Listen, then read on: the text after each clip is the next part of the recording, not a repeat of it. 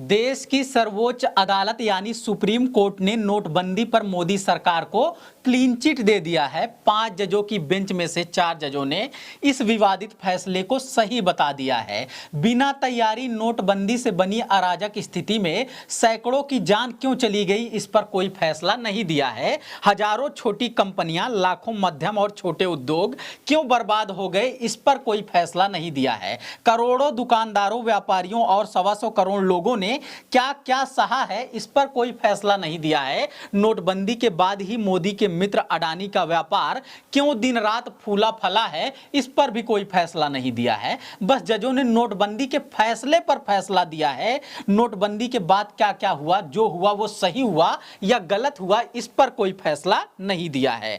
नोटबंदी करने का फैसला लेना चाहिए था या नहीं लेना चाहिए था, बस इस पर अपना फैसला दिया है। विपक्ष कह रहा है नोटबंदी के बाद के हालात पर फैसला आता तो अलग होता। फिर भी उठते हैं सवाल कि फैसला कितना अलग होता। जितना राफेल मामले और पेगासस मामले पर मिला था न्याय, उतना ही न्याय दिया जाता। छावला गैंगरेप पीड़िता के परिजनों को जैसे दिया गया था सुप्रीम कोर्ट में न्याय, उतना ही इन पीड़ितों के साथ न्याय किया जाता। जब अलग नहीं है न्यायपालिका के तमाम जज, तो कुछ भी होता, फैसला कैसे अलग आ जाता। नमस्कार, मैं समर राज बोलता हिंदुस्तान में आपका स्वागत है।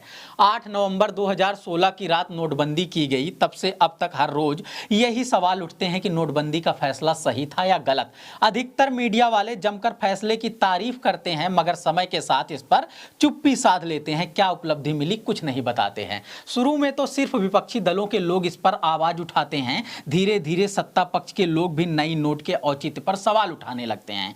काला धन खत्म होने का सपना दिखाया जा रहा था, मगर जब आरबीआई के रिपोर्ट के आधार पर 9,21,000 करोड़ रुपए लापता बताए जा रहे हैं, तब भी ना सरकार की तरफ से कोई सफाई आ रही है, ना मीडिया के लोग इस पर सवाल उठाते हैं। नक्सलवाद और आतंकवाद की रीढ़ टूट जाने का दावा किया गया था, मगर आंकड़े उठाकर देख लीजिए कितनी संख्या में निर्दोष नागरिक और सैन्य बलों के लोग अब भी जान गंवाते हैं। डिजिटल इंडिया का सपना दिखाया गया था, मगर डिजिटल फ्रॉड जब सबसे बड़ी समस्या बन